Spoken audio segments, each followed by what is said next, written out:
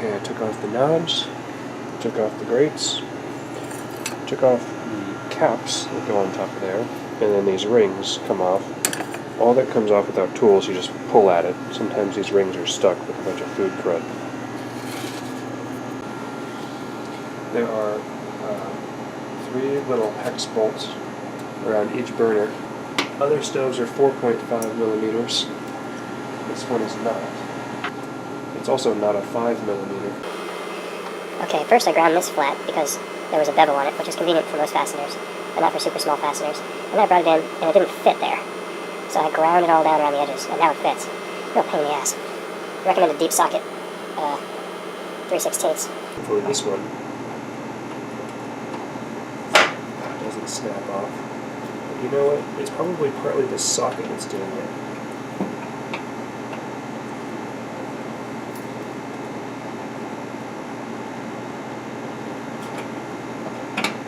Because the socket isn't quite thin enough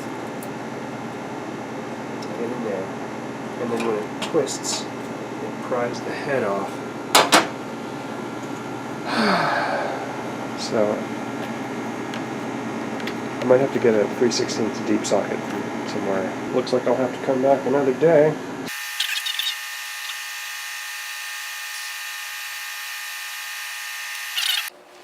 So Home Depot didn't carry a 3/16 inch deep wall socket, and neither did AutoZone. Napa is closed, I don't know if they carry it or not. So I went to AutoZone and bought these wrenches. And I bought a 3/16 inch wrench. And the wrench part is a little too thick. It's rounded just fine. Well, except it's a little loose. It's a little too large, actually. But the teeth on the wrench don't fit at all. So I compared it to a larger, or a smaller size rather, which is the 5/32. That would be 2.5 sixteenths. And on the 2.5 sixteenths, the jaws are actually wider. This has smaller jaws than this, and this one should be smaller. This 3/16 has smaller jaws than that on the 5/32 wrench. So they put, it seems, the wrong size end on this 3/16 inch wrench. Okay, now I just went to Napa Auto Parts, because AutoZone is total shit. And I picked up this deep socket, 3/16. I think it's safe for use, though. Feels like it's rusted on there and it's just going to snap off. And that is what happened. So, I think what I'm going to end up doing to fix this situation is I'm going to take this and whatever other ones are like this out. And I'll find a way to refasten it in there. It's just what happens when they use shitty materials. So this Frigidaire Gallery is not built in a way that is respectful of humanity. And they aren't trying to make America great again.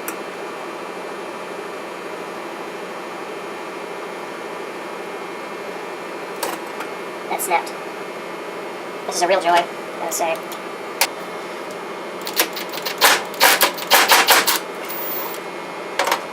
Snap.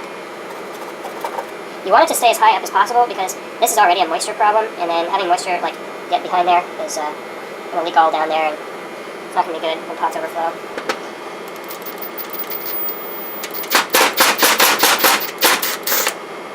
Snap. I'm beginning to think that these are bolted. I guess we'll see it. I just don't have the patience for this stove. Wow, did that screw actually remain intact? No, of course not. Oh my god. Oh my god. So this is the socket. I ground down the top. The hexagonal recess is now flush with the surface. It can be used to give another attempt at taking out this fastener.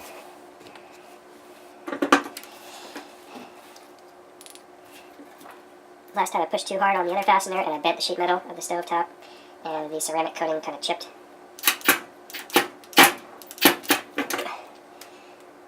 Okay, that is in there, and what I gotta do is take a little like diamond grinder and cut the screw off.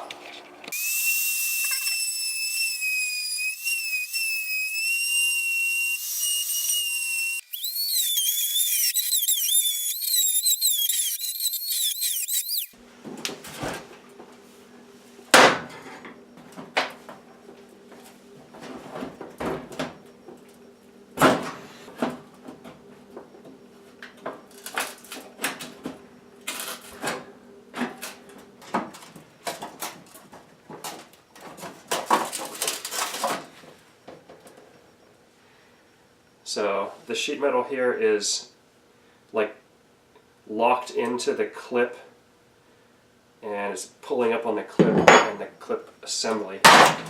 So I'll need to rebend the sheet metal down, and I need to bend this sheet metal up far enough that it doesn't actually grip underneath the clip.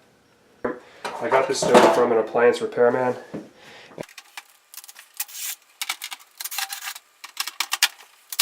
It's gorgeous front panel. Oop. Okay, orange on top, black on bottom. Is this? No, it's not plugged in. Okay, good.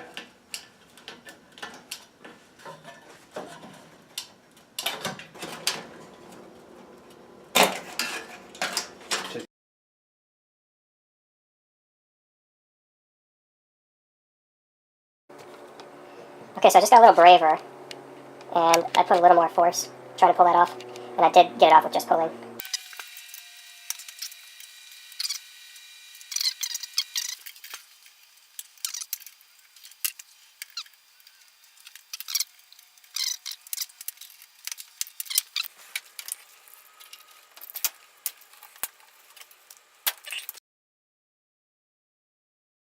Okay, these are not electrically contacting anything. I'm going to go ahead and turn the stove back on and see if it auto clicks. It does.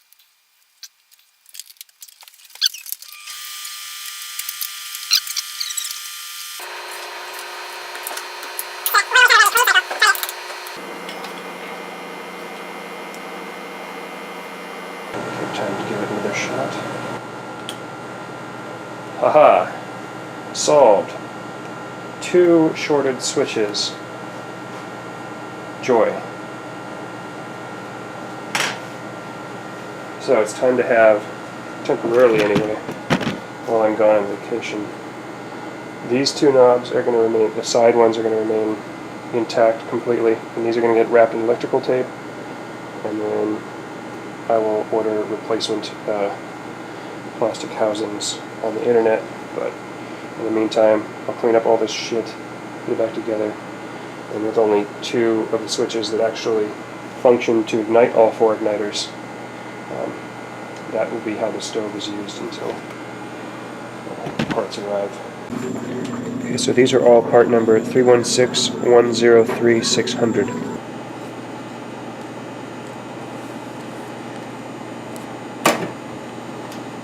Oh, guess what Jocelyn's mom gave me for Christmas?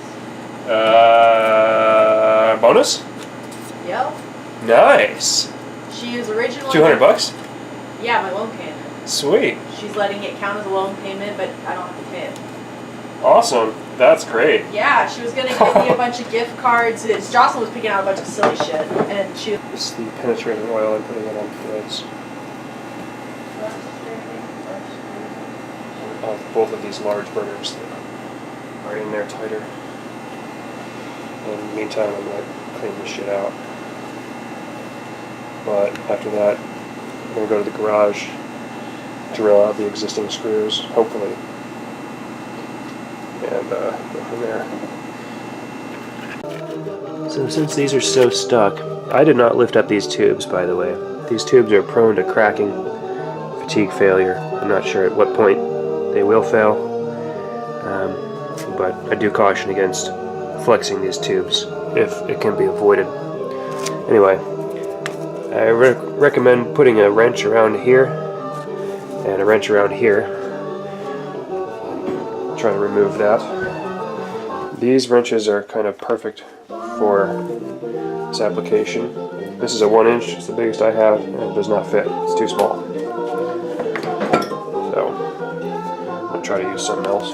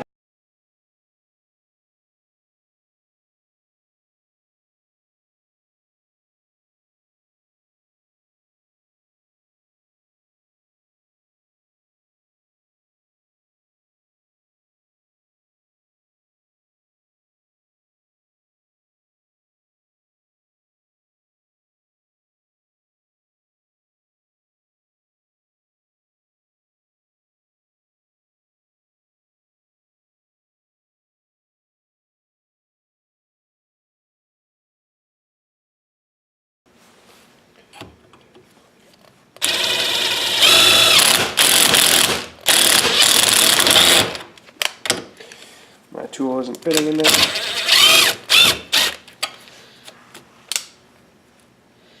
So that hole isn't in the right place.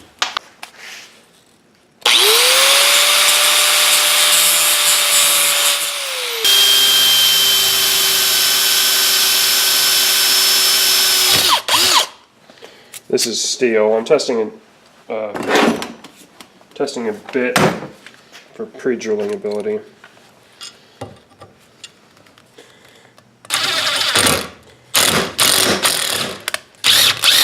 Okay, it's a little smaller, but it should work well enough for this purpose. Now I need a bit in case I need to pre-drill the stovetop, and that bit is going to be larger, slightly larger than the width of the outside of the threads. That's so it can pass through the stovetop without encountering the stovetop, and then reach this and only grip onto this.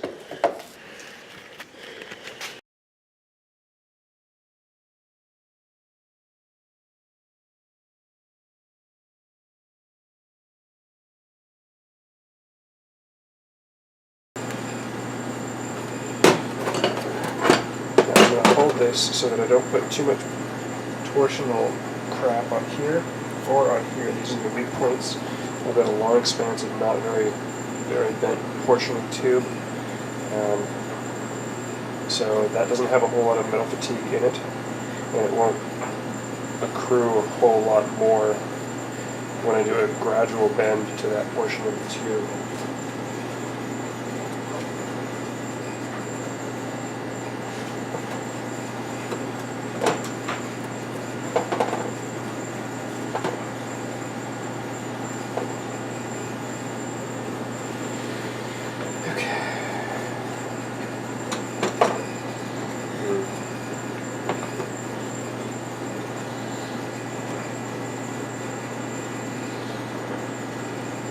So the mating surface, household natural gas, is limited to half psi, but it's really quarter psi. And the mating surface is between this aluminum here and the aluminum inside there. And what this does is it just pushes on the whole thing to keep the seal in between those two.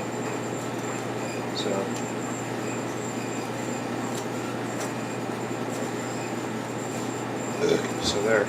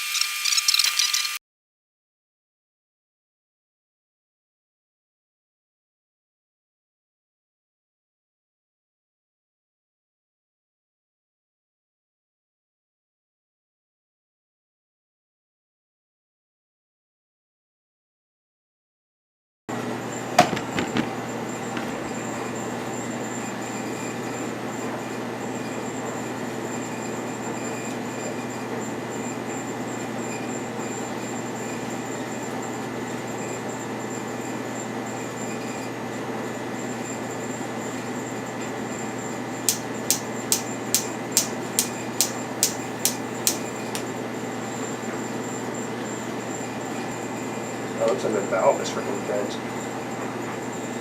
Okay, I'm going to turn this to light, then I'm going to turn this valve on. Okay.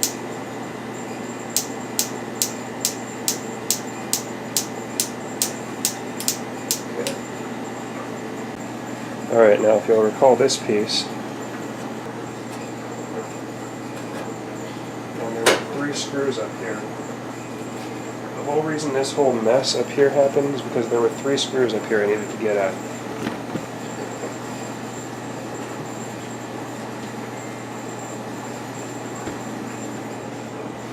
Now, I never want to do that again. Even if I don't have to, like, fuck with drilling those out and retapping them, which I haven't even completely done yet, and I'm not secure that I will be able to do. There were some holes down here that I saw.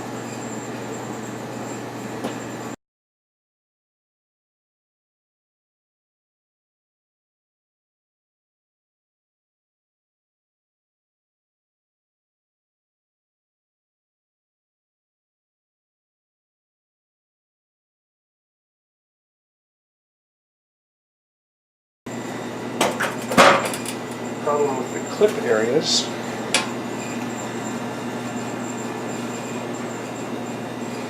We'll do that by pushing these in, particularly this corner. Yeah, particularly these corners, pushing those down so that they do not make themselves their ways underneath the clips and catch. And this side was the problem. The other side was not the problem.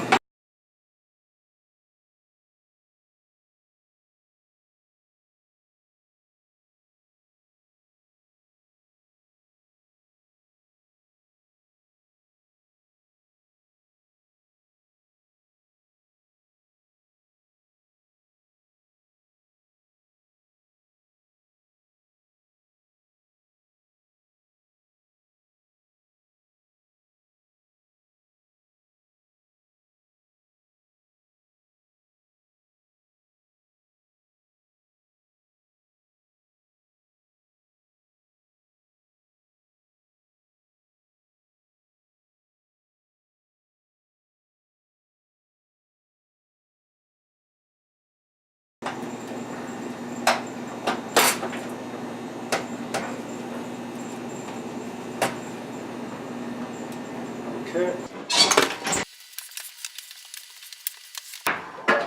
Just pretend you're helping a big woman, and then it'll be easy to push it properly.